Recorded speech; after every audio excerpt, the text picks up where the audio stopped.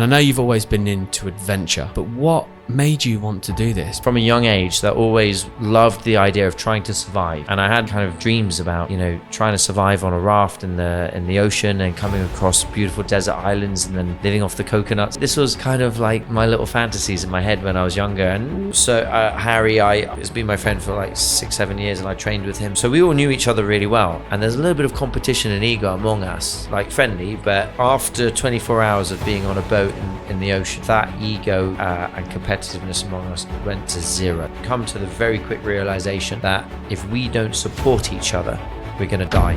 Did you ever think that you were going to die?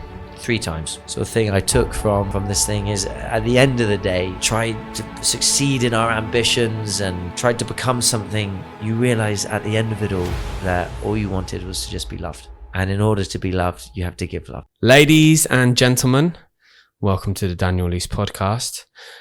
If you're a new listener, welcome. And to all the repeat listeners, thank you very much for showing your loyalty and coming back to listen to the podcast. If you're feeling generous and you haven't already, head over and whatever listening channel you are on, YouTube, Spotify, Apple Podcast or SoundCloud, just press the follow button, because I know a lot of you don't follow me, but you do watch this content every week. So to keep bringing bigger and better guests, if you follow, then it just gives the show some credibility.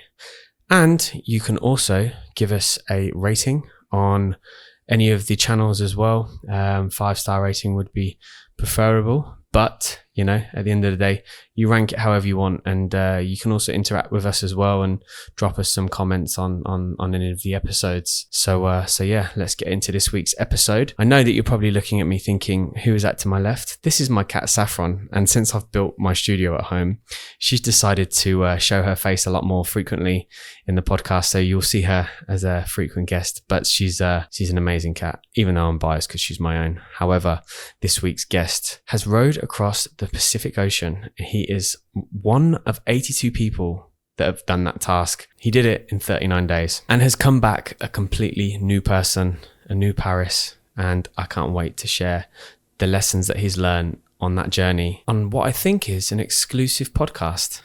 Is this the first one you've done? It isn't, but if you release it quickly, it will be the first one that goes out. Okay, it doesn't matter. I'll let that part out anyway. And he's here to share his story on the life lessons that he's learned on that journey of rowing across the Pacific Ocean, which, when you think about it, is absolutely mind-blowing. This guy rowed across the Pacific Ocean. Without further ado, please join me in welcoming this week's guest, Paris Norris. Good to be in. Welcome back, my friend. Yeah, this is not the first podcast with you. This is maybe you were one of my first episodes. Yeah, first proper episodes, because I had to get myself up to a good kind of interviewing standard. Yeah. So yeah, and it was an adventure packed kind of podcast, and this one's going to be even more.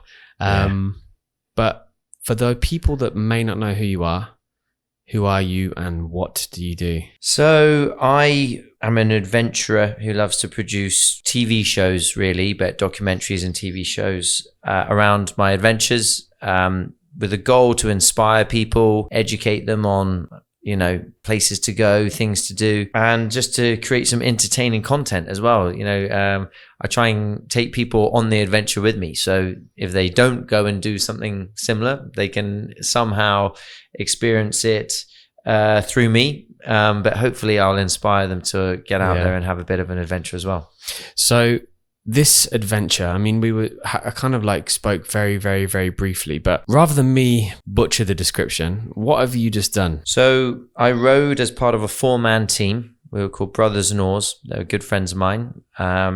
That we've known each other a long time. And we took on the challenge to row 4,800 kilometers across the Pacific Ocean from Monterey, California to the island of Kauai, which is the last island of Hawaii. It was everything, so we could talk about this in 39 days worth of different ways of explaining it, because there was things happening at all moments.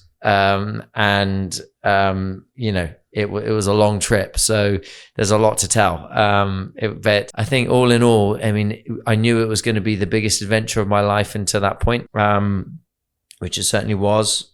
I guess I didn't realize like quite how much things would change me on the inside. Yeah. Because the isolation was I mean, it's the first time I've been away.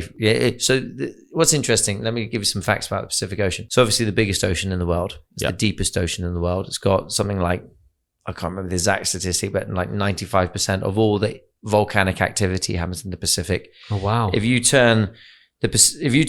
basically you got two sides of the globe. You got the one side, which is where we look at, which has everything from the United States on the west to Australia on the east. You turn it 180 degrees the other way, it's all Pacific Ocean. So the space of it is bigger than all the land mass on the planet, plus another North and South America. So it's huge.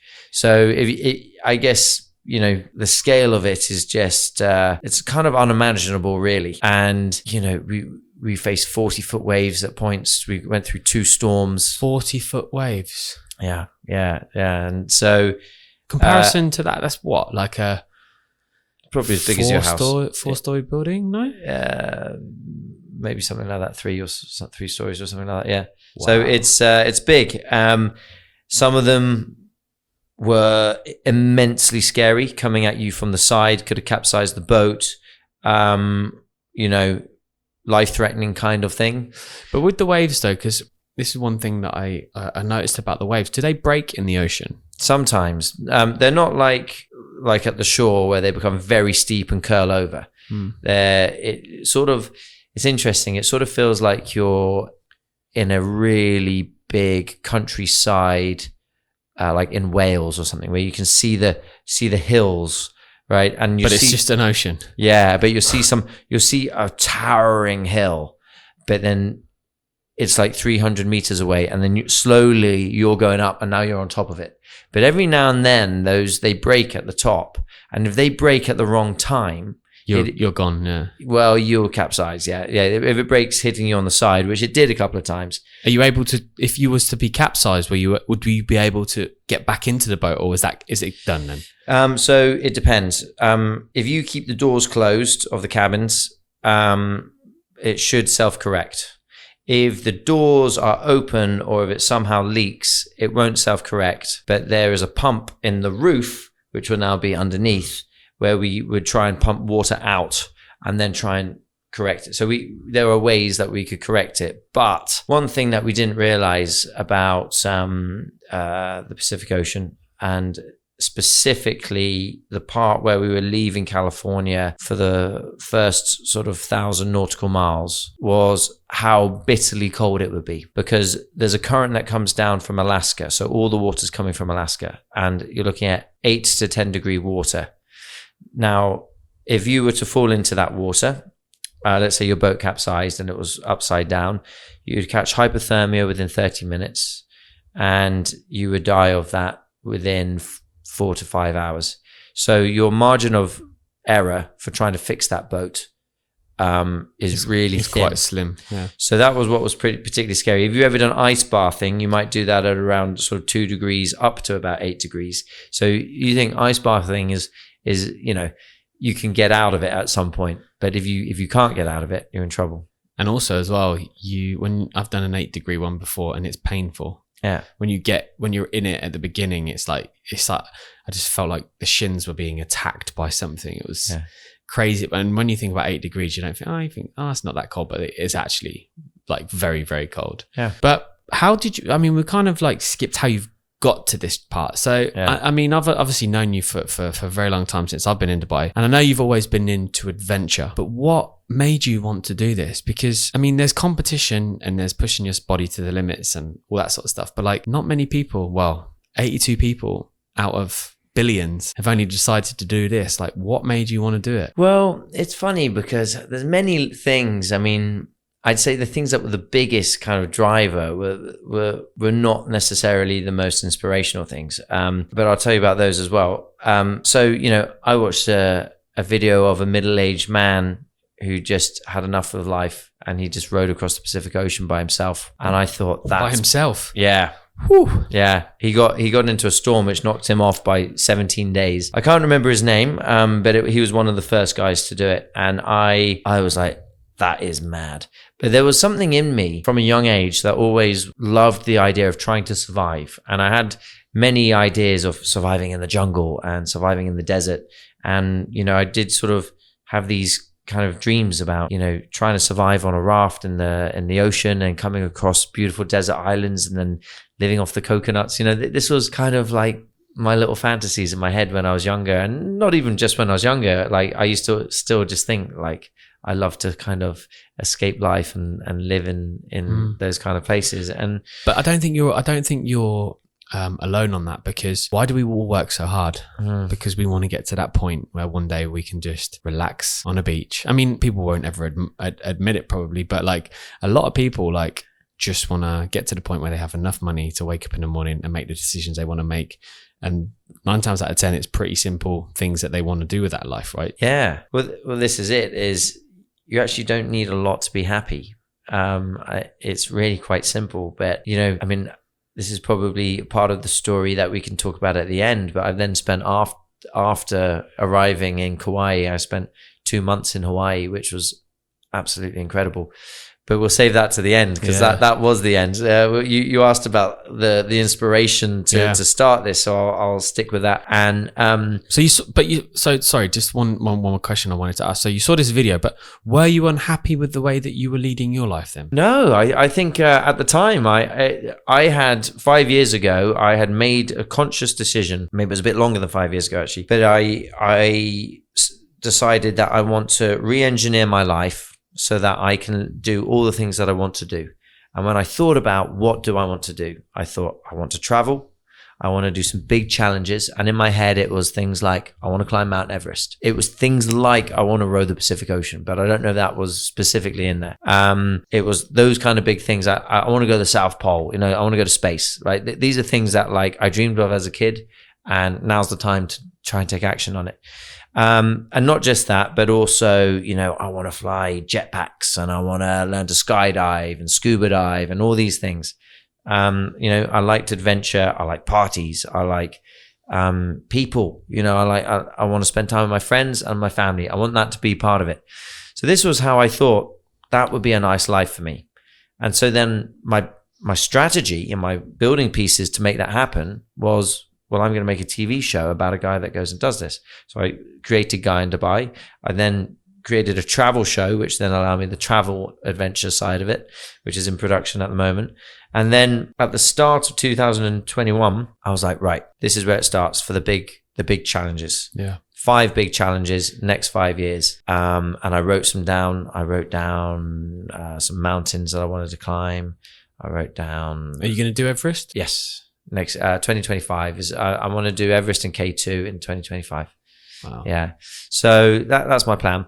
One of them was to do a deep sea mission to the Titanic. There was one company called Ocean Gate, which does deep sea. Are they the ones that have just got themselves into a spot of bother? Well, not only that, but when I was talking to them about doing, they said, well, we do deep sea explorations all over the deep sea. Where do you want to go? I said, I want to go to the Titanic. I want to see the Titanic with my own eyes. And they said, well, the only time we go is in May. So you can go this May or next May. What do you think? And I was like, well, I'll see if I can go this May. And I was trying to see what could be done. They leave from Canada. And it was just going to be during kind of overlapping with our preparation time for the rowing. And it looked like it might be able to work, but it was really cutting it close. So I was like, look, I probably can't even get the funding in time. So let's put it next May. And when we're on the boat, the only bits of news I got in that whole 39 days was about the implosion of that submarine.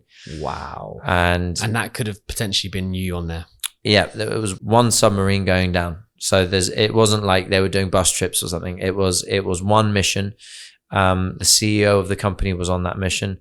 3 people from Dubai were on that mission. Yeah. And it really hit home for me. We were on the boat and I felt like I had to say something. A lot of negative things were going on around it, and a lot of that, people learn from the news. And I sort of wanted to say, I think people are misinformed about this. A lot of people thought that these were some cowboy operation, but these are the people who pioneered deep sea exploration. The CEO has been doing this since 1985. James Cameron's done 33 missions with them. I look up to people who are the pioneers of these things, because it was people like that gave us air travel, because back in the early days, we didn't know how to fly planes or land them, but somebody went and did it. People were trying to cross the Atlantic Ocean for the first time in a plane, and people got it wrong.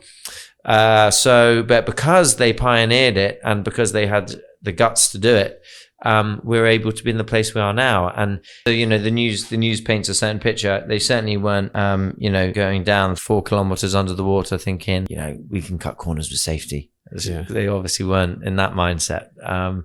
So anyway, it was a big shame. When I was on the boat, I didn't actually realize until like a month later that was the mission I was going to be on.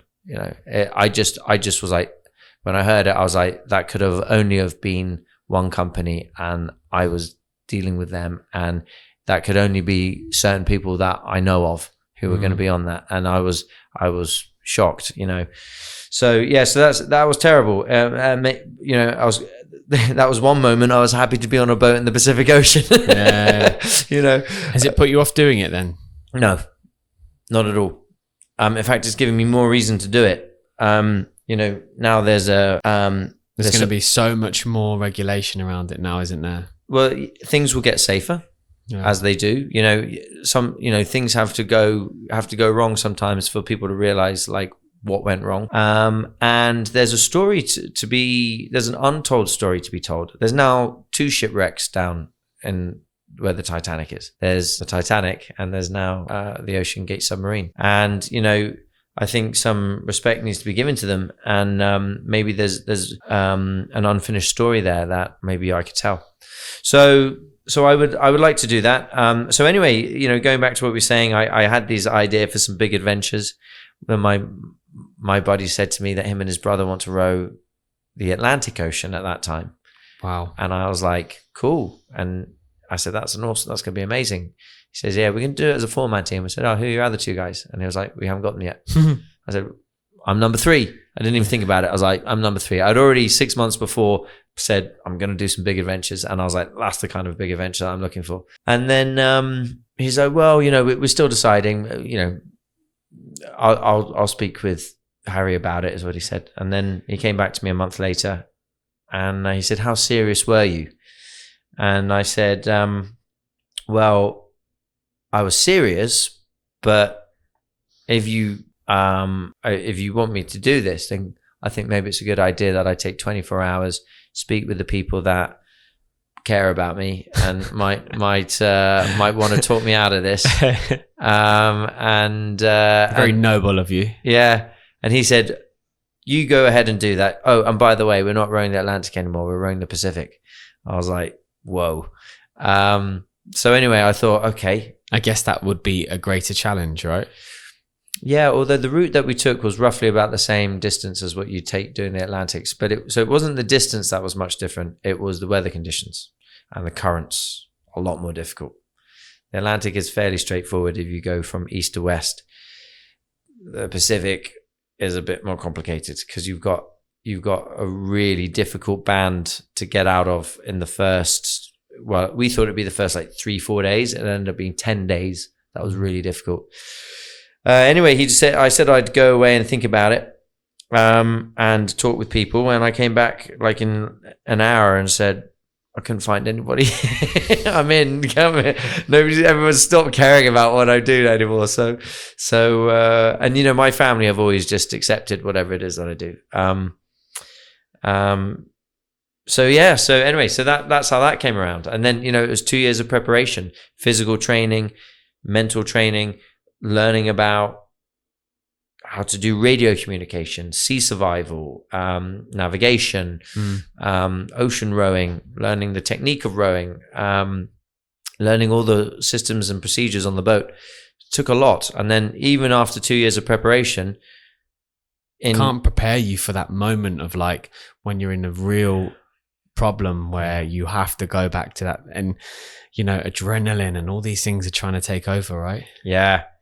Yeah, look, I came off the boat a lot more knowledgeable, that's for sure. And it was amazing because the day after we finished, we're there packing up our boat. Have to clean it down. Someone had bought it. We're gonna send it off to them. And these girls came around and they're like, saying, "Oh, we're gonna row the Pacific next year." I said, "Oh, fantastic." And they said, "Yeah, we're based in Hawaii, in Oahu." And I said, "Oh, well, I'm done here in Kauai after 10 days and then I'm coming to stay in Oahu for a couple of months." And they said, "Oh, can you teach us about the boat?" And I said, "Sure." So what was great is I got to kind of relearn it, because when you teach something, you learn it even deeper. So everything I had learned on the boat, I now had real experience, and I was able to actually teach it to them, which was great. And we went out on their boat like 4 or 5 times.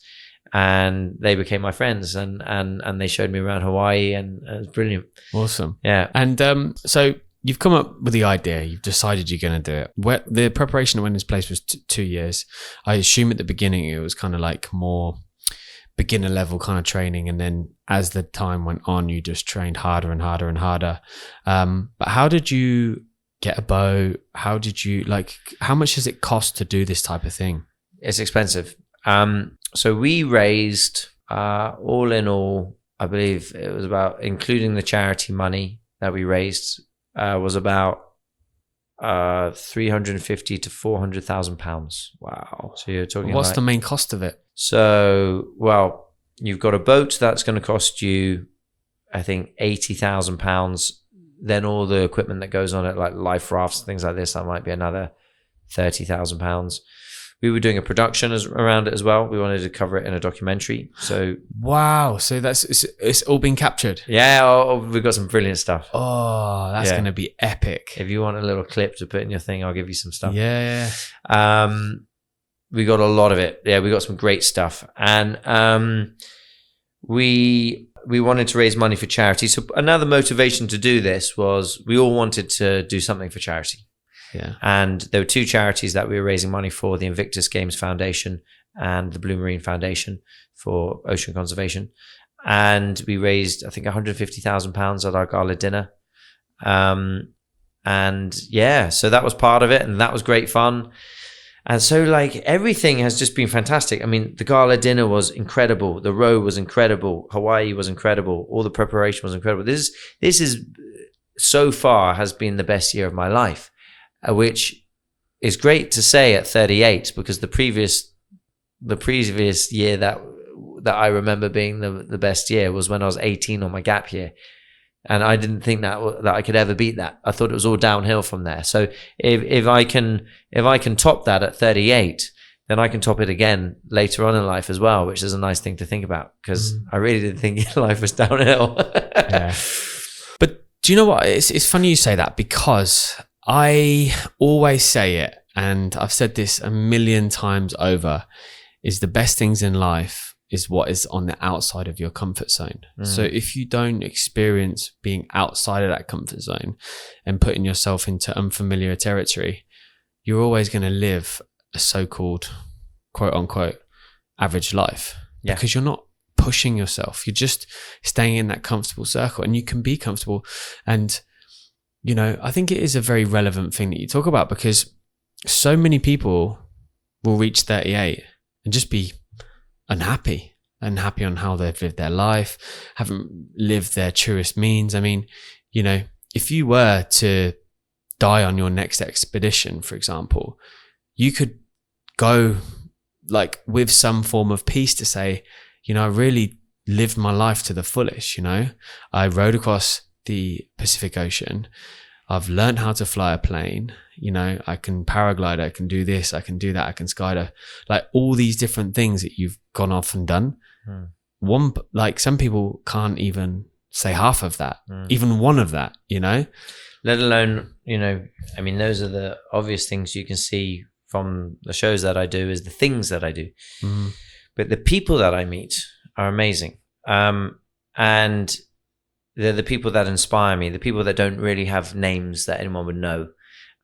People who have dedicated their lives to, their craft, whatever that is, and, adventurers, and people who are archaeologists on the hunt to find, where religion and history match up and things like this. Some amazing people that I met, so I just wanted to add that in, because it's not just about doing things. It's about, the stories you learn through people, and also the people you share it with. I set off thinking, I want to create this life for myself. And then I realized when I got my crew and we were going on this adventures together, that actually I've created this life for a couple of other people as well. And we're all in this, and that's cool.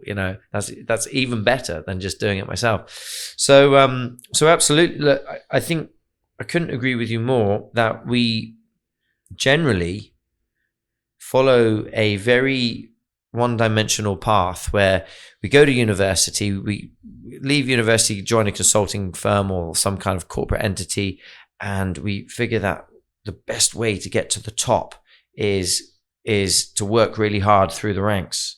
But unfortunately, what that does is it means that everybody ends up with all the same life experiences. And when you get to the very top and they're choosing CEO, now they're looking for some completely different qualities.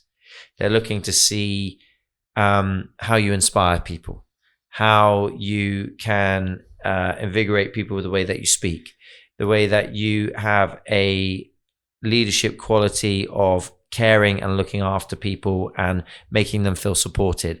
These types of things come from different experiences, and we went through this on the boat.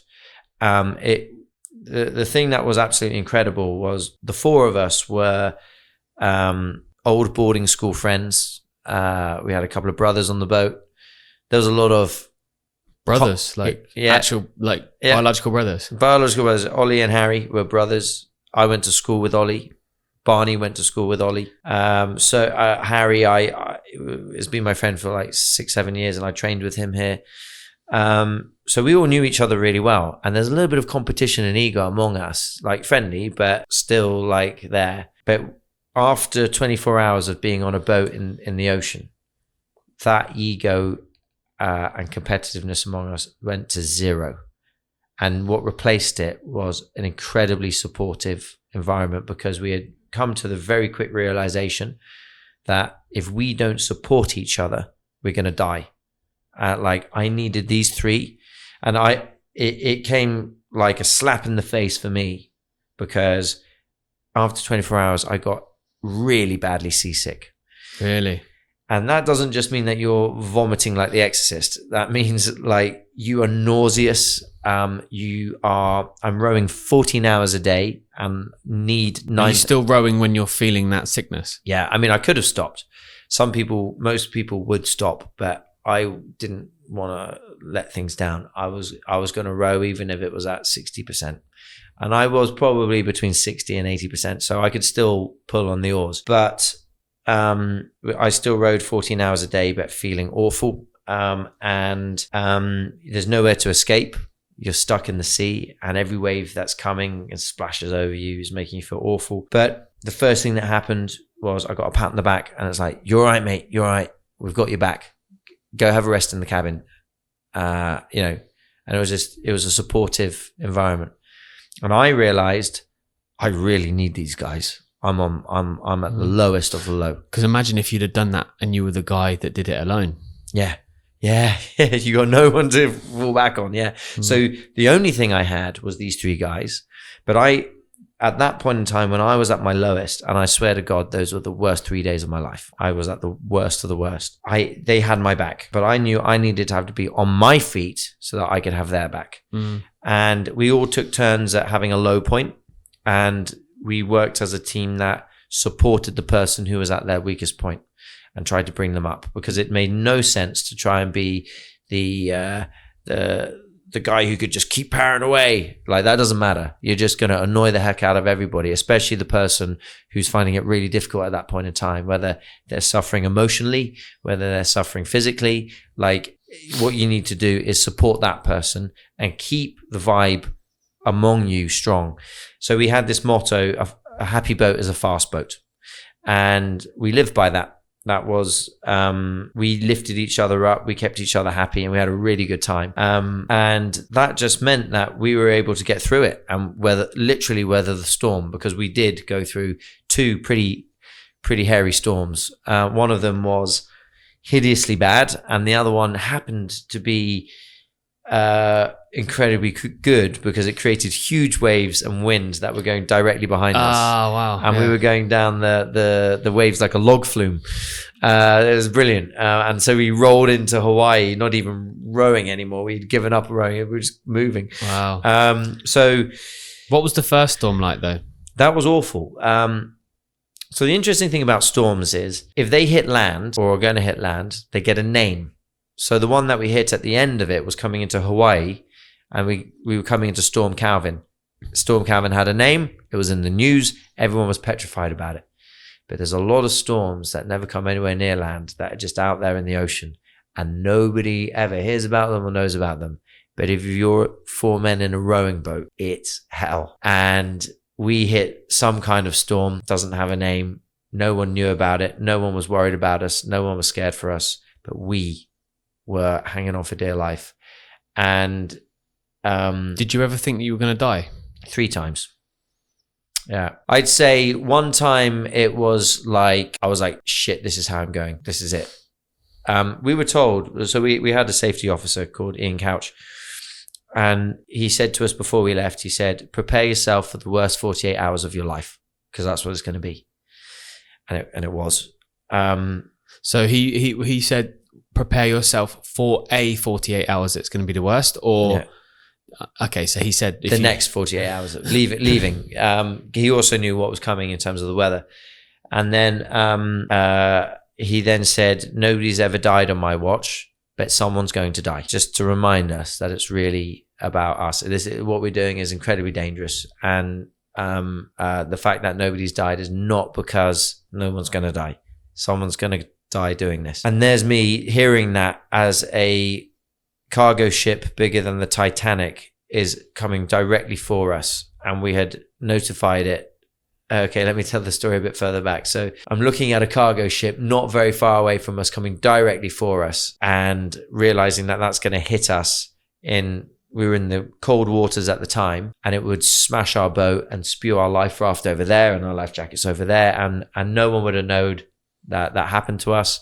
And even if we were able to call for rescue, it wouldn't have got to us for maybe 3 days at that point in time. And we would have died within 5 hours. And that was a situation where we had 1 minute to come to the right actions in order to fix that. And we did. So I'm trying to picture this in my mind. So you're rowing along. Is there lots of fog then? Can you not see this cargo? No, not really. It's very clear, actually. You can see in every direction, all around you, the clearest air you've ever been. I can imagine, yeah. So we actually got a notification on a piece of equipment called an AIS, which tells you if you're on the same path as another boat. Now, when you're on the coasts, that's a really handy piece of equipment, because quite often that happens.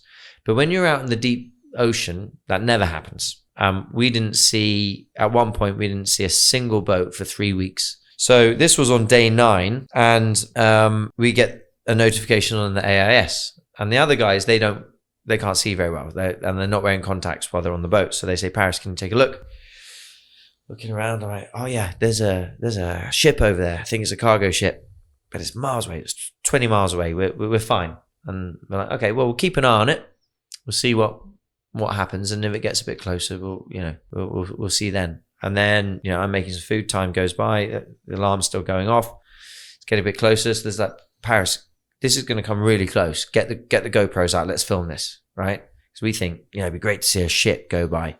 So it's getting really close, and then it's getting very close, but we can see it's going to miss us, but it's going to be close. So we should let it know where we are. So we get on the radio, and having now looked back at the footage, I realized we gave it the wrong indication. So generally speaking, you in sea terms, you use the term port side, starboard.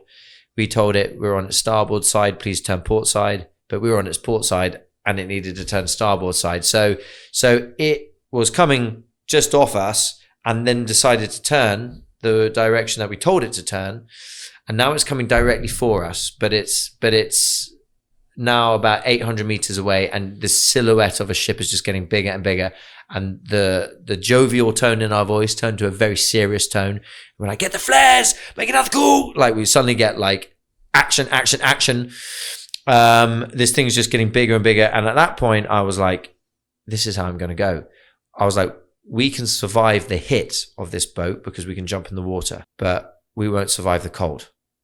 And that giant cargo ship won't even know it hit us. And luckily, within a short space of time, we managed to get back on the radio. It said, please turn to your port side. And it turned. It missed us by about 150 meters. And we watched this huge ship go past us. Then we were all laughing and we're like, woo, you know, but like for a moment. Yeah. Now, it missed us in the end, and it missed us by a decent enough margin. But for a moment there, if we hadn't have acted within a minute in the right way, we would have been dead. So, you know, that was a scary moment. We had a couple of moments where we almost capsized. I wouldn't have said that we were like close to dying, but things could have gone the wrong way, and you know, it definitely could have escalated into something more serious. Yeah. So the storm that I mentioned, Storm Calvin. I was gonna say, yeah. I want to go back to the first storm because we haven't really talked about it too much. Oh, so that storm, yeah. So I mean, we had that for quite a few days, huge waves, and most of the time we were able. So if waves are behind you, brilliant. If waves are in front of you, it's not too bad because you can still go directly over them, right? It's when waves come at the side of you that they'll capsize the boat. So if they're coming at the side, you want to see if you can get at least a diagonal from them so that you've got some propulsion, maybe not in the exact direction you're going, but in some way the direction you're going, and then later you can turn in, you know. So we were getting these big waves from the side, and they were just becoming more and more difficult to deal with and starting to break. We've got 20 minutes till the sun's going to disappear, and a big wave hit us from the side, almost capsized the boat. Water came right over, and we snapped an oar. It hit Ollie in the ribs, quite hurt him, and I think scared him quite a lot as well. And we were about to go into darkness. Now, in darkness, you can't see where the waves are coming from. So if this was going to carry on through the night, it was going to be really difficult to deal with. So we have something called a para anchor, which is like a parachute that you throw underwater, and it acts like an anchor because it creates drag, but it aligns you with the waves and the wind. Yeah, because I suppose that's pulling against where it's going. So it's kind of like straightening you up, right? Exactly. So it's a safety mechanism. But what it means is you can't row anymore. You've got to get in the cabins, lock in, and see the night through, which was actually a bit of a relief because it meant that we could sleep a bit more. So it was an interesting thing. So we did that on 2 different occasions, but of course we lost, we ended up drifting, lost a lot of time. Obviously we're trying to get a fast time to do this. And, you know, we didn't want to do that too much. You know, if it was my decision, I wouldn't have pulled it that time. I would have taken the risk, but I know that I could have got us killed with that action. We knew that the craziest team was going to win, right? The craziest team gets the fastest time.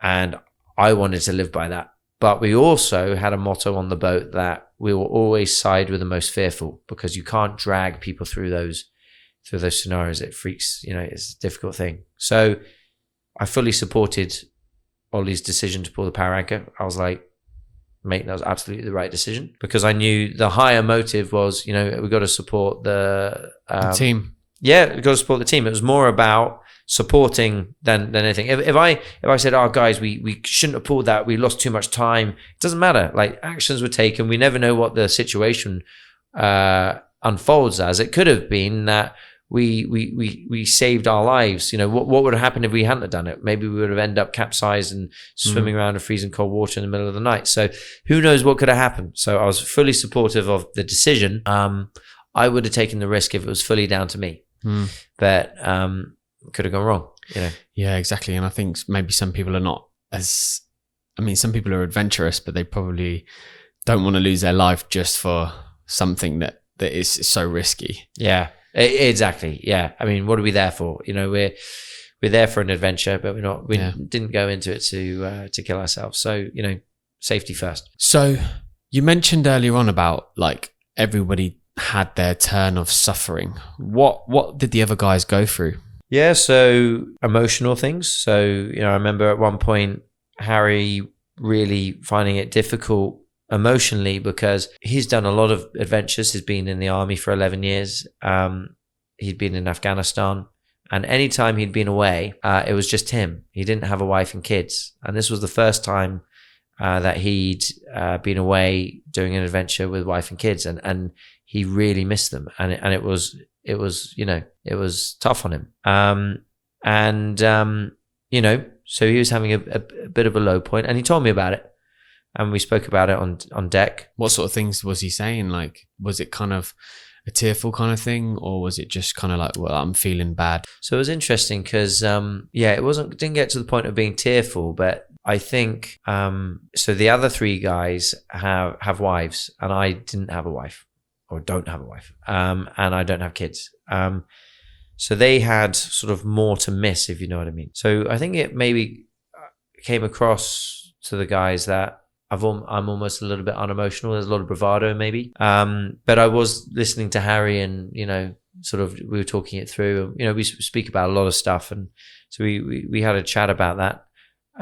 Ollie at one point got injured physically, so that was a physical thing, but he was also going through some emotional stuff. Barney was dealing with a house that they're trying to renovate, being broken into, and then like something leaking and all the chaos going on, and he's trying to fix it without his wife knowing, because his wife's just had a baby. He doesn't want, so he had all this to juggle behind the scenes while he's on a boat in the middle of the Pacific, so trying to get a satellite connection in order to deal with this stuff. And then it was interesting because halfway through the expedition, it was a funny moment. I mean, Harry spoke about it at one point since then, and I came out on deck in the morning quite jovial and happy, ready for my shift, sit down. The guys had been listening to James Blunt, and there was a song "Goodbye My Lover" on, and tune, yeah, and I just started telling them a story about that song, and because we started this adventure at Ollie's wedding. Yeah. Like, this was the first time we got together. And everybody was asking me, when are you getting married? And I had just had a breakup about 6 months before, and I'd really just started to hit, like, that's really over, And I don't think it was conscious, but subconsciously, I had come to a realization on the row that when you strip everything that you have, like, you don't have a bed, you don't have water that you don't have to make yourself, you don't have a shower, you certainly don't have any luxuries like being able to watch TV or a cinema or a nice restaurant, nothing like that. You're really, really down to the bare basics. And you then start to realize what's important to you. And it had started to really hit home for me that what is important to me is a couple of handfuls of people that have always been there for me. Some really basic things in my life. But the things that are around me all the time, and I realized I'd really taken them for granted. And some of those things I've lost because I took them for granted. And so I came out on deck. I was talking, explaining to them how I was listening to that song when I had to write a letter to my ex-girlfriend, who I realized I had lost because I took her for granted. And I just, I choked up. And they were like, "Paris, are you okay?" And I was like, and I couldn't speak. And I had to finish what I was saying to them. I'm not giving you all the details I gave them, obviously, but I had to sort of just tell them like why I was so cut up about it. And for them, I think that was quite a special moment. I didn't realize until they told me afterwards, because they had all showed their vulnerable side, and I didn't seem to have one because I don't have a wife and kids and everything. And I don't know if they felt like I really understood when they were telling me. But then I think it became apparent to them that I also had, some issues going on. That had just come to surface at that random point when it just struck me. I was like, wait, I thought I woke up this morning happy, and now I'm sad. Now I'm in absolute tears. And I got a little hug from Harry. He said, "You're right, mate. Everything's gonna be good." Yeah. And these kind of things brought us very close together. And we all had our moments. Just knowing that your mates that got your back. Well, we ended that row, and everybody told us that we looked incredibly united. And they had watched other people who had attempted the same thing, and these types of things tear people apart. Because you're on a tiny boat in the most stressful environment you could possibly think of, tired, blisters everywhere, cold water in your face, haven't washed, and it's very easy to lose your composure and flip at people. So a lot of people fall out and never want to see each other again. But we were united. We were better friends when we ended than we were. I'd say, we called our team brothers and oars, but we were brothers when we finished, not when we started. Yeah. There were two brothers when they started. And I think the two of them would say they're better brothers now. I think hands down, they'd say they're better brothers now. It's a very intimate experience. I mean, can you imagine putting yourself through 39 days of effectively solitary confinement? Well, not you're in the middle of the ocean, so I wouldn't say it's that small, but like you've put yourself in a situation where there's no TVs, no phones unless you've got some signals, and it's just you, your brain, and then 3 other people. Yeah. Rarely do you ever get that privilege anymore. No. So and I love it. Like I talk a lot about this on the podcast, and how whenever I travel anywhere, I always spend an extra few days there to travel alone whilst I'm there, because when you're with people for a while, I find it's great from a holiday perspective, but then sometimes it's just nice to just be at one with your brain, because you have moments of clarity like you had. Yes. You really see yourself in, and it's more, you see things more gratefully, you're more happy about things. Oh, I definitely did. And I totally believe everything that you just said there. It's nice to have some time on your own. We were away from most communication as well, away from social media mostly. Did you ever find yourself getting creative as well though? Like, because boredom often creates that creative side in your brain, because you're giving your brain time to think about things, right? Rather than being in that non-stop cycle. Did you ever find yourself just thinking random thoughts? Oh yeah. But all about silly stuff. I was starting to name different parts of the boat after different rock stars. Like we had these hatches for the cabins. I call them the doors. We had a hose. I was like Axl Hose from Guns N' Hoses. We had port side and starboard side. Ringo starboard side. We had the bow cabin and the stern cabin, which was we called them Howard Stern and David Bowie. we had so it's like a good laugh about it. Yeah. We had the Dagger board, so that was the Dagger board was Mick Dagger. So we came up with, I was just out of boredom coming up with stuff. I was going to say, did you ever become bored? Did you ever get moments where you were bored? No, not really. Not bored, no. I mean, we listen to a lot of podcasts. We listen to a lot of music. In the middle of the night, well, not the middle, usually the kind of 4 o'clock shift, 4 a.m. shift. That was usually when we were tired. Yeah. And I could often see my rowing partner, Barney, he wasn't rowing anymore. He was flipping in the air like this with his oars. And I'd say, mate, let's turn the music off. Let's have a debate. And I'd choose something absolutely ridiculous. Give us one. I'd say something like, right, the Holocaust, a fantastic strategy for a final solution. Argue for it. So he'd have to argue why the Holocaust was a great idea, right? So that it was always, you'd give them the other side to argue. Yeah. So it was almost like you had to really dig into the depth of your brain to come up with something that was just unrealistic, but it just got your head going. Yeah, and we had to structure it as a debate.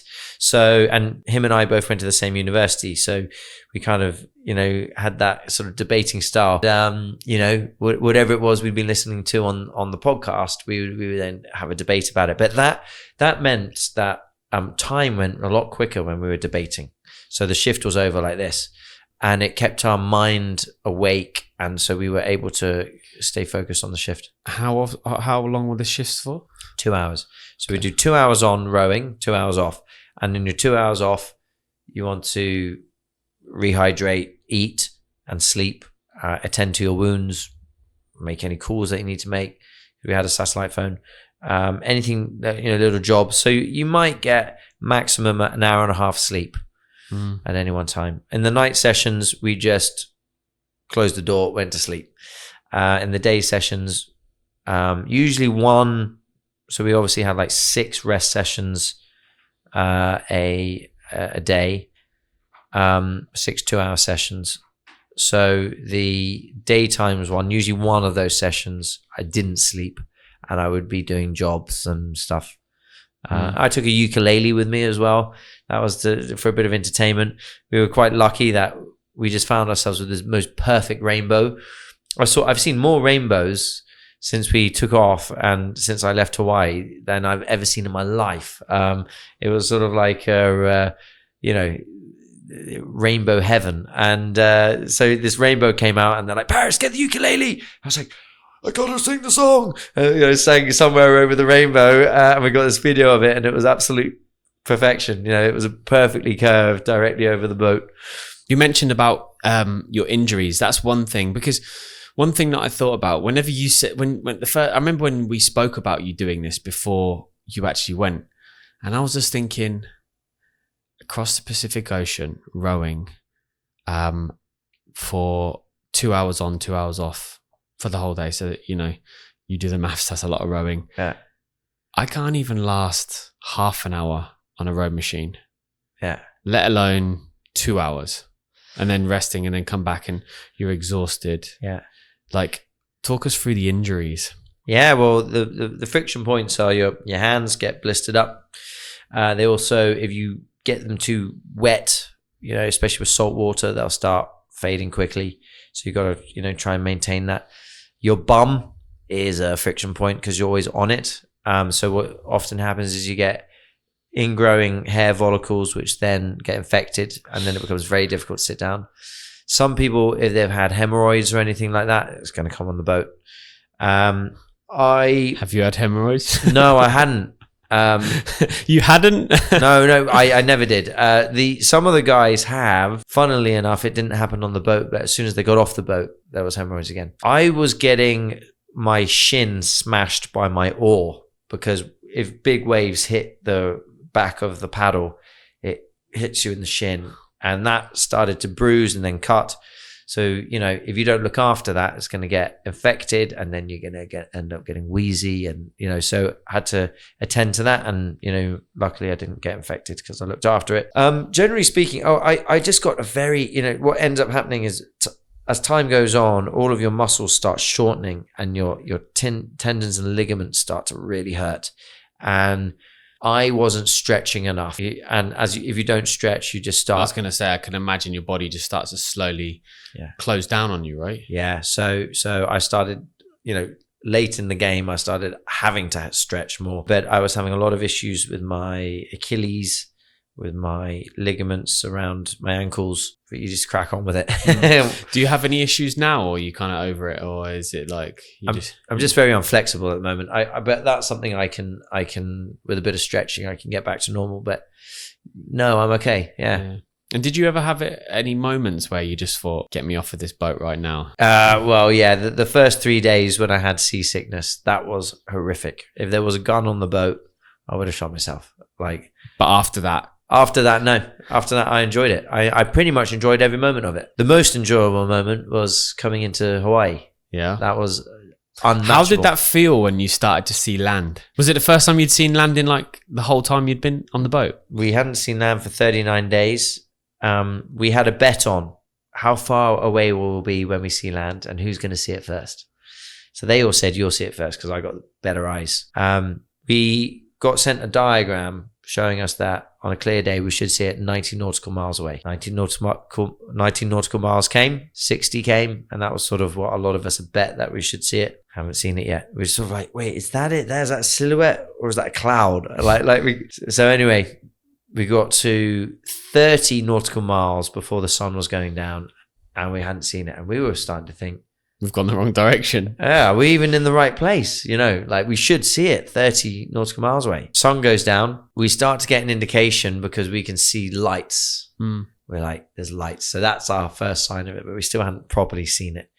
The sun comes up at 5:30 in the morning, and we see the silhouette of Kauai. As it starts to come a bit lighter, we start to see the most beautiful tropical island we've ever seen. It's incredible because we hadn't seen anything for 39 days. We then had this rain pound down in every direction as the sun was coming up. So you had this orange sun coming from the side with the water bouncing off of the ocean in every direction, and it created this orange mist. And we just took off our tops and realized that this was the last time that we're going to be rained on and have to go to sleep in it, because we're going to shower that night and we're going to have a bed. And we just put our arms up like this, and we was like loving the rain. And we knew we were maybe 2 hours away from coming into land. We didn't care who was rowing. I didn't mind rowing for 3 hours. I didn't mind whatever. No one cared anymore because we rowed so far. We were just happy to get there. We saw the lighthouse, and we were just amazed. And I'm sort of videoing every moment of it. And then the media boat comes out to greet us. First time we've ever seen people. And we were just like, oh, we knew these people because we'd seen them when we took off. And I said, guys, let's take our time. Let's get as much photos and videos. Right, we're not in a rush now. We're getting there. We've done this. So let's take our time and get the videos. I think Harry really missed his girls, and he was rowing hard. He was like, guys, let's get home. Like he were they waiting in Hawaii? Yeah. Awesome. So we then saw a pier in Hanalei Bay. Hanalei Bay is probably the most beautiful place on the planet. And on this pier was 200 of our friends and family who had come to see us. And the horn went off, took our flares out that are meant to be for safety, but we lit them up. We didn't realize that those things spit like fire at you, right? And it hurts, right? And we're there with our tops off going, ow, ow, ow, right?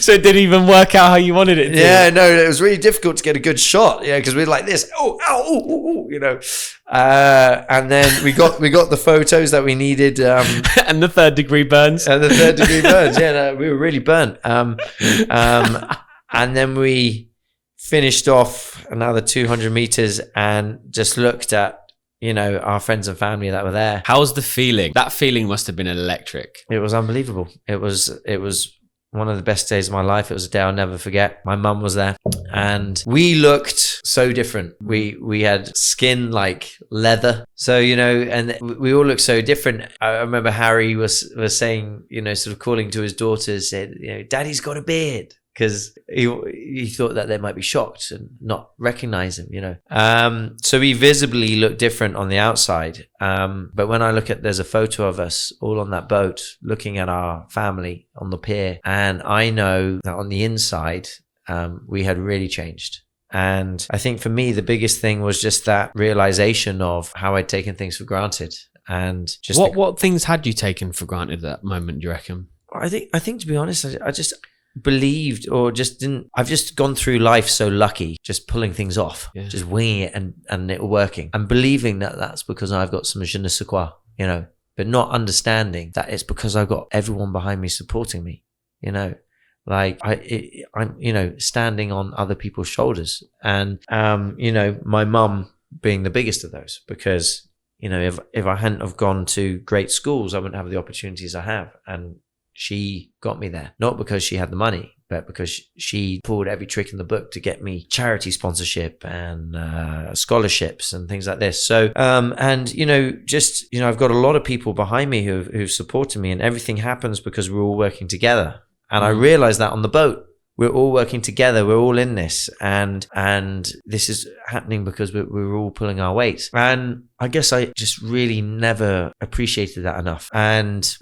so I was just so thankful looking at, my family and friends there, and just thankful they had come, and for all the people that weren't able to come, but have been behind me. And I didn't realize that, like, now when I talk with people, that moment when we came in, I remember it because I was there, and I remember me and 200 people, but thousands or tens of thousands of people, I don't even know, maybe it was more than that, were watching around the world. It was all being live streamed, and people tell me what happened, and things that I can't remember. So people were watching it on TV as well? Yeah, TV, live streamed through Facebook, and everybody was watching it. I was with my editor the other day, and he was telling me, I was like, oh, you saw that?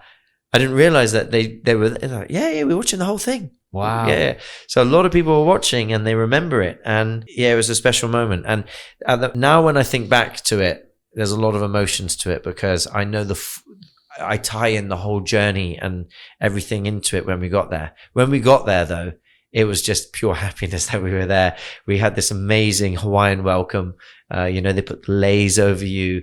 They, did this sort of Polynesian chant and blew the shell that, and finally we had some fresh food to eat. I think I even had a beer that morning. Yeah, I was going to say, how did you guys celebrate when you finished? Well, it was more just seeing everybody. Yeah, of course, eating and having something to drink. We didn't go crazy because we were tired. Yeah. We were looking forward to a shower and a bed, and, that kind of thing. But it was such a nice thing, being Hawaii is a special place. It's got this island mentality, and everybody just wants to do well for each other. They want you to do well. They want the best for you. And they want to help you. Anything you need, I'll help you. But it's genuine, because that's how they look at life. And I was, having had all these realizations on the boat, I then was able to manifest that even deeper with 2 months in Hawaii with amazing people, with the most positive outlook on life, and just wanting good things for people. They have this word called ahana. Ahana means family, and they look at it as a family. They're the family, it's a family of islands, and everybody's within the family, and you look after each other. There's a real community feel. And this is something, I was inspired by and learned a lot from. And, I'd gone through this journey, not just the physical journey, but the mental journey to get there. And then one morning I wake up, maybe 30 messages on my phone saying, are you okay? Are you in the fire? And I'm like, what fire? Yeah, because I remember I messaged you saying, like, whereabouts are you? Because it was like, apparently it ripped through the whole place, right? Well, it was on the island of Maui, which is the next island, and I was on Oahu. So I was completely safe and fine. And I hadn't known at that point in time what had gone on, because, of course, you guys all got the news before we did, because it happened through the night for us, where you guys were getting the news in daytime. So I didn't really know at that time what was going on. But then, there's a situation where a whole load of people have lost their homes, some of their family members, their boats, and, their livelihoods. And I'm there, having had the stark realizations that I've had, with some spare time as well, and in the right place. And I thought, you've got to stand up, So I looked around, like, how can I help? What can I do? I've got a boat license. You need somebody who knows about the stuff. I'm first aid trained, like whatever you need me for, I'm available. Somebody told me there was a community packing supplies to go over to Maui. So I went. I said, look, what do you need me for? I'm here. They said, right, you're a man. Go over there. We need boats packing. We need stuff lifted. Went over there, started working with these guys, packing a container to send over to Maui. They had collected a huge amount of supplies, medical supplies, battery packs, solar panels, clothing, food, water, everything. Everybody was sort of supporting in that way from Hawaii. And then I realized that the guys I'm packing this boat with, they didn't look like they were guys that had much themselves. To be quite honest, they looked like quite poor people, to put it bluntly. But anyway, we were all getting along, and they just cracked on with work, and so did I. At lunchtime, when I'm talking with a lady who's in charge of the medical supplies, she said, has anybody told you about the community here? I said, no. I said, okay, so this has been set up by Auntie Blanche, who you'll meet. She's the lady in charge. And she set up this community to get the homeless people off of the beaches where they were sleeping and offer them a place to live and stay, and a way to work. So they all have jobs and everything. And there's, they're growing their own vegetables and things like this, and there's other jobs. And so she'll pay them for those. And then some of them go work outside as well. But they're effectively homeless people that have been given a chance. And she said, these are the people that are helping out here. So half of them were homeless people and half of them were volunteers like me. So it was homeless people that had been given the chance that were helping the people who lost their homes in Maui. They didn't have to think twice about helping. They just did it. And they didn't have the means to be able to help. I maybe could say I'm in a more privileged position to help. Didn't have a lot to help, but they had been helped and therefore were willing to help other people. And that was an inspirational moment because it just showed me that if you help, you support people, they'll support other people. And it also showed me that you can break the chain, because when I had left off from California, I had spent a few days in San Francisco, and San Francisco has got the worst homeless situation that I have ever seen in my life, including when I went to India at age 7 when poverty was at like 49%. So I was shocked, but I was also like, how would you ever deal with a situation like that? Because they've also got a huge drug problem. And having been to Hawaii and seen that, I'm like, well, where we could start with is trying to help people out and get them off the streets, allow them to have a shower in the morning and a bed to sleep in. That's a good starting point for people to be able to then at least go through life with some feeling that some people have helped me and have got my back, therefore I should try and help and have other people's back. And to also take a pride in yourself that other people find you important. But what I saw in San Francisco is people who are forgotten about and nobody thinks they're important. And that's quite worrying. Yeah, it is a very, very sad situation. And it's not just San Francisco, but San Francisco is maybe the worst. There's problems all over big cities in America. And it's horrendous. And so that was an interesting moment, and just seeing the community feel of the islands and how they supported each other, and the solution for the problem that happened in Maui came from the other islands in Hawaii. The US government really didn't do an awful lot that was helpful, and big charities that came in, they're all politicized and made things more complicated.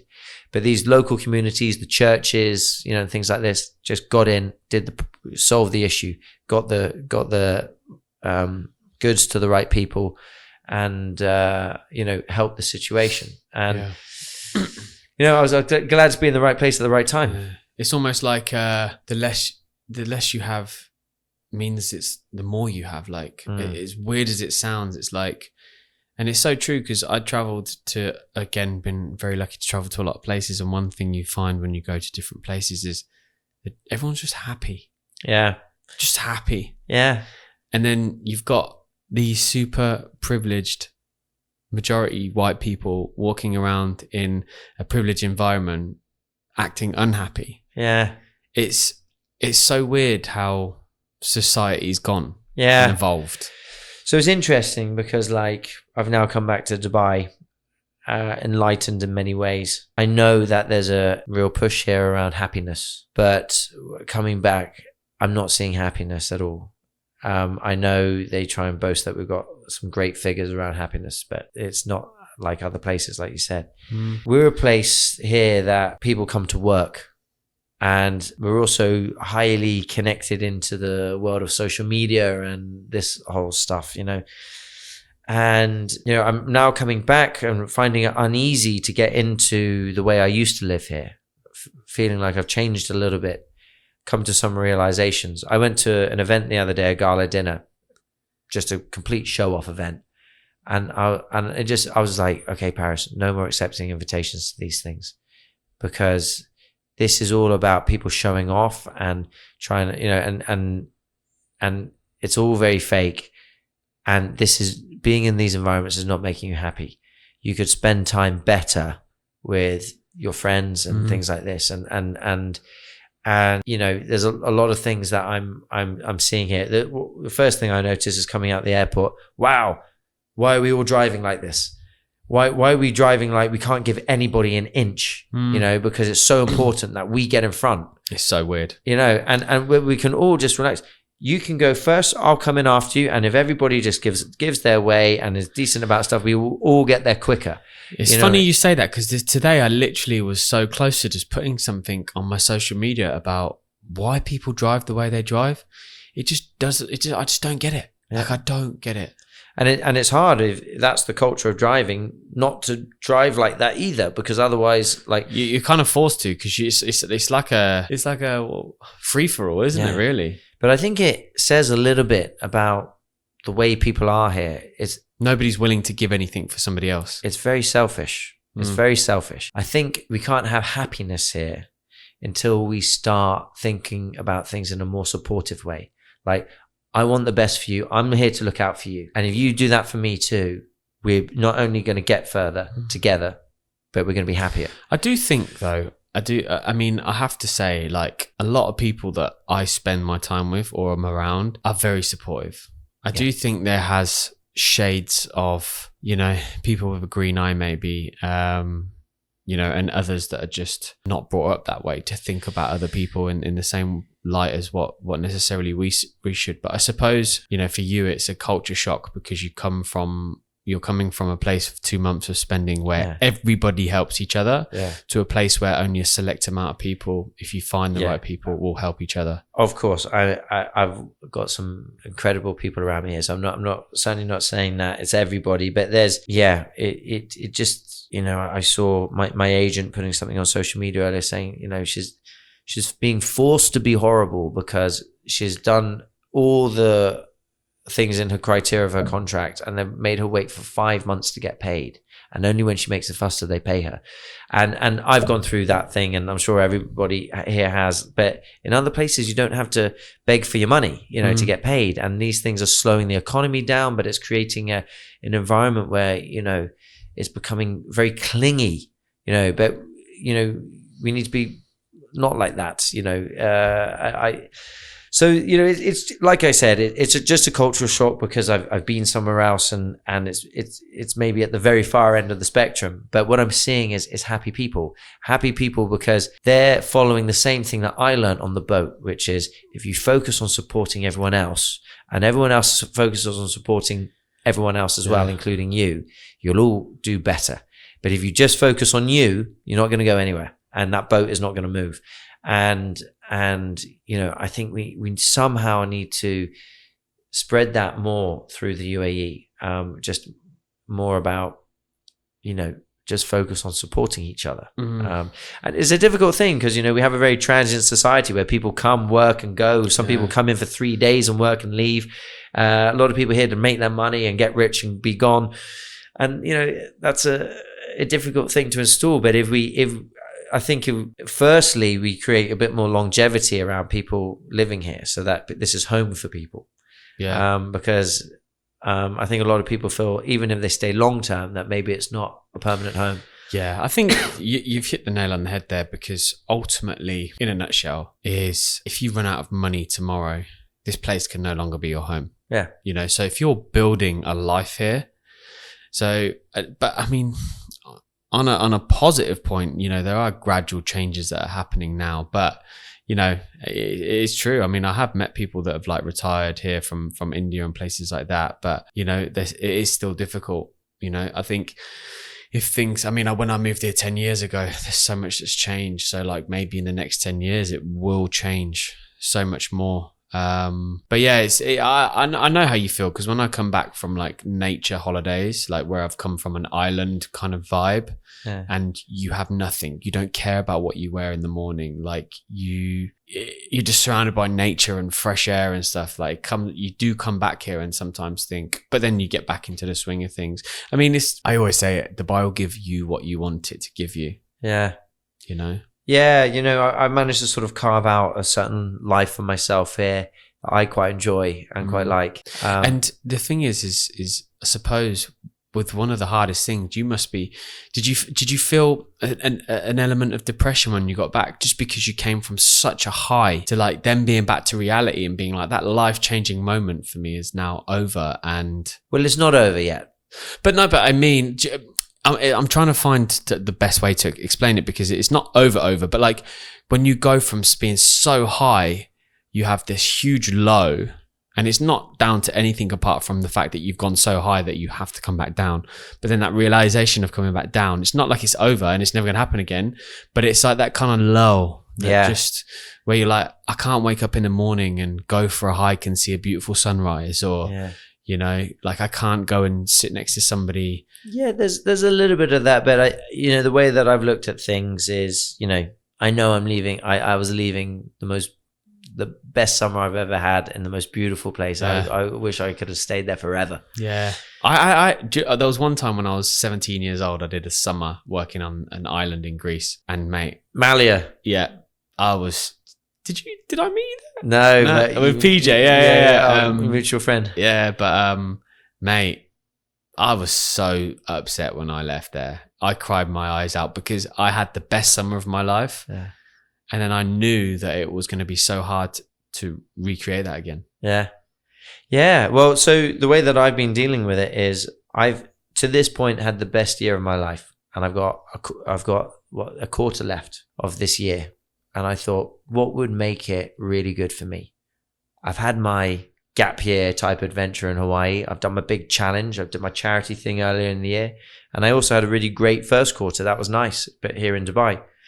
So what's the last quarter about? For me, I've got a new season on my show, and I can make it a success or it can just be average.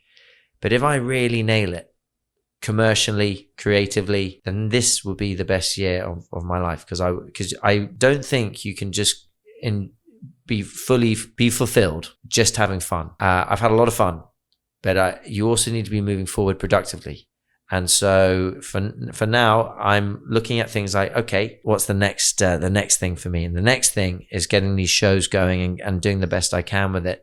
Also promoting what we've done with the Row, podcasts like this, get, as much media as I can do. I'm doing a lot of speaking gigs now, being invited to companies to come talk. I'm getting paid very decent money that I never used to get paid.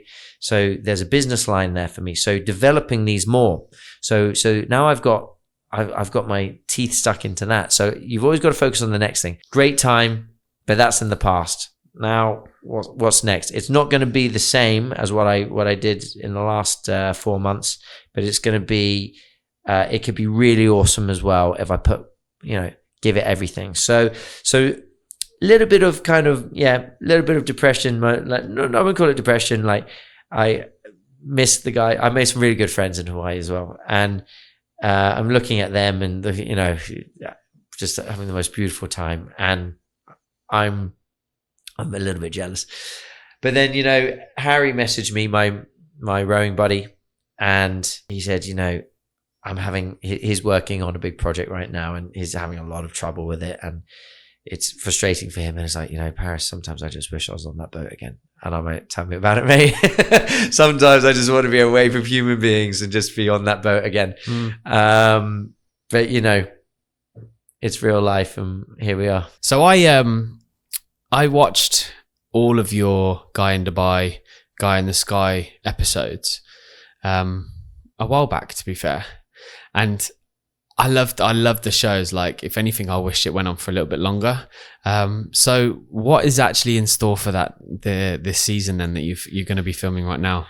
Yeah. So, well, good that you said a little bit longer, because the first thing is episodes are now doubled in length. So the Guy in Dubai stuff was always short form, and the Guy in the Sky stuff was long form. So those were 46 minutes. And previously our Guy in Dubai stuff was like 12 minutes.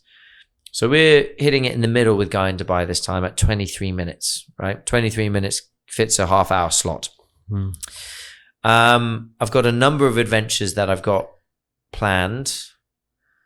I'll be honest with you, it's not looking quite as fun at this point in time as some of the previous seasons. The reason why is I've kind of done them.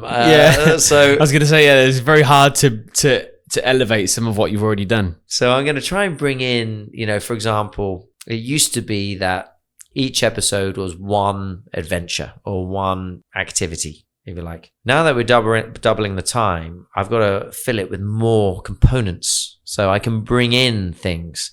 I can, where we had a whole episode about skydiving, I'm not going to do an episode about skydiving again, but maybe we want to enter one episode or maybe multiple episodes jumping out of a plane, landing at a certain point and starting the adventure that way, so we can bring it in.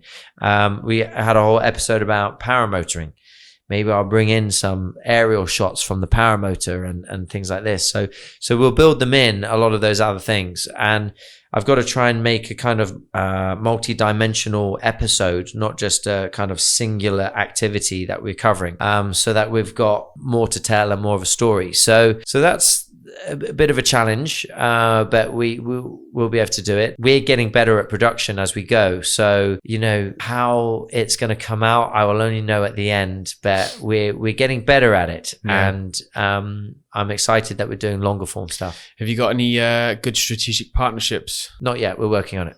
Yeah. We're right in that process now of building all of that.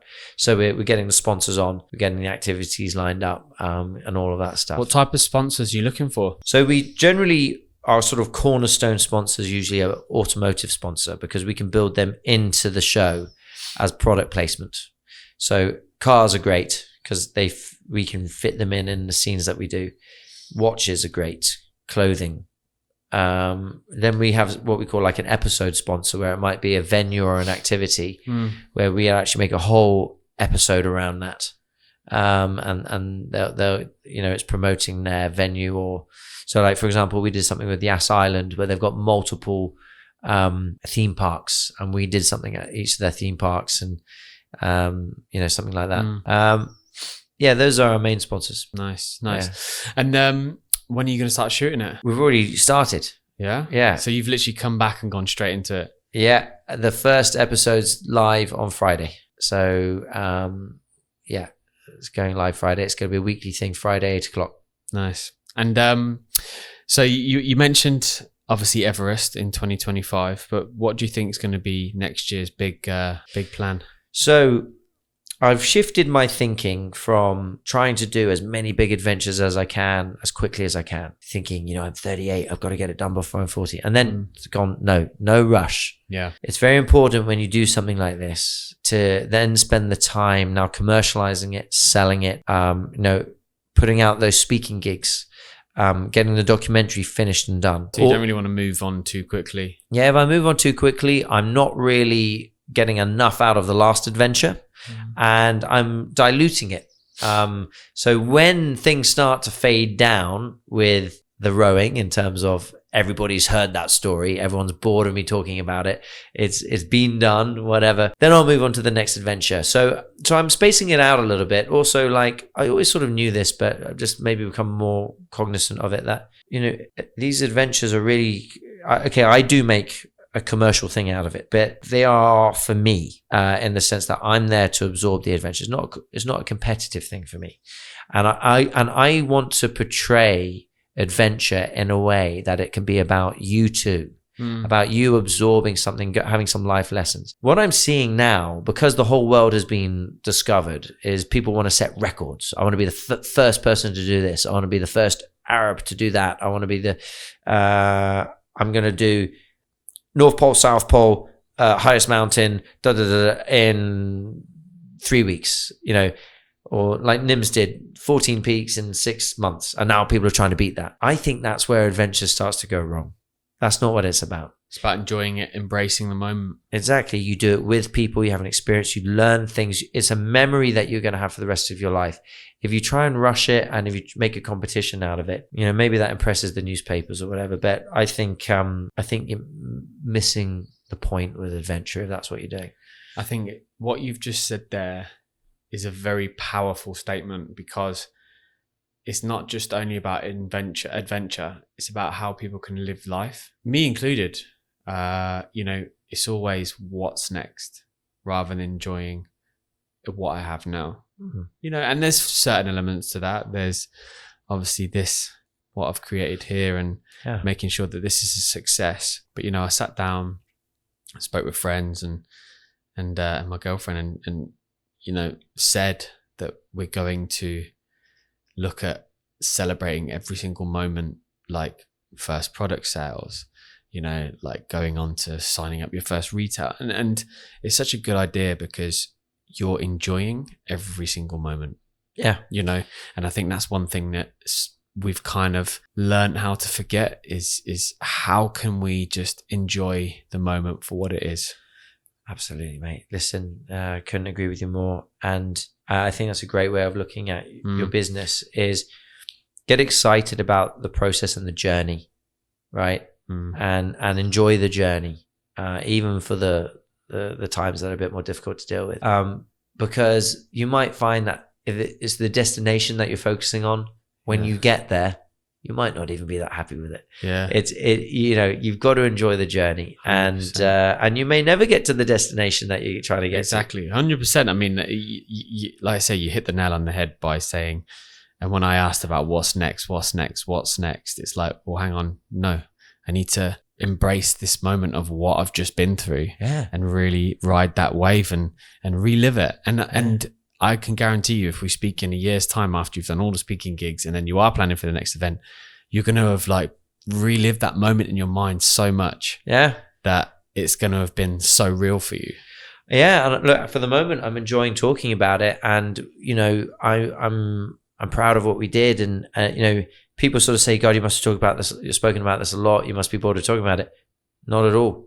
Not at all. Like, every time I tell it differently. We've got 39 days worth of story there, and I mean, it's very hard to cover 39 days in an hour and a half. Yeah. So I can tell it so many different ways, and it was interesting giving a talk with Harry on an interview that we gave. I thought it'd be nice of us to do it together. There's different things that he thinks about, and he reminds me of things that I kind of forgot about, and it's just interesting, like what he took out of it and what I took out of it. I think in some ways it's similar, but it's just like maybe more emphasis on other things. And absolutely. I think it's, for now, I'm just wanting to see through the adventure that I've already been on. And I've got my eyes on the next one, but it's and I'll start building that into my workouts and start thinking about it, and bit by bit the pieces will start to be built, and it will end up happening. Amazing. Thank you very much for coming on to the show again. Obviously we were chatting about doing this before you went, and then you went, and then I'm glad we got the opportunity to have a chat about it, because it's like I'm honestly, mate, I'm so excited to see this documentary that you've done for it. Because it's almost like, because you've had the courage to go out and do it and film it and everything, you're now allowing other people to relive that experience without doing it, because maybe they don't want to like risk their lives to do something. So I'm super excited to see that. So, and it's good to share these moments of reflection with people, because, while some people think you have it all, it's like, well, we are our happiest when we're just at our most vulnerable. And, it doesn't take a lot to be happy. And this is something that we should really, really focus on in today's society. Is we don't need much to be happy. We need to be around our friends, our family, our loved ones, the people who care about us, the people that want to help us, and give as much love as we can give. Look, thanks so much for having me on again, because when I speak about supporters, you've been a supporter of me, so I appreciate that. Just one final point to note, another sort of thing I took from this thing is, at the end of the day, when we've battled through life and tried to succeed in our ambitions and tried to become something, you realize at the end of it all that all you wanted was to just be loved. Yeah. And in order to be loved, you have to give love. And if we just knew that from the start, we'd do life so differently. So, are you feeling quite emotional? Yeah, man. I'm. Whenever I talk about these things, I feel like I've had a lot of big realizations. Which it's amazing at 38 to go, wow, I've done it wrong. I didn't know what I was doing. The thing is, with that point though, it's like, I genuinely feel like society desensitizes us. Yes. We're currently living in a society where men can't be men anymore. I'm not going to go into too much detail about that particular subject, but like, we was always taught from an early age, we grew up at the same time, where it's like, you don't show your emotions. And then when you have that moment of vulnerability, and especially moments where you're close to losing your life, it's almost like, wow, like, I need to do something. And I had my last guest that I had sitting in that chair said the same thing. He nearly died at 21 and realized, fuck, I'm not living my life the way I need to. I need to change so much. Yeah. You know, I thought I had it all, but my ego wouldn't let me see outside of that tunnel vision that I had. So you're not the only one, my friend.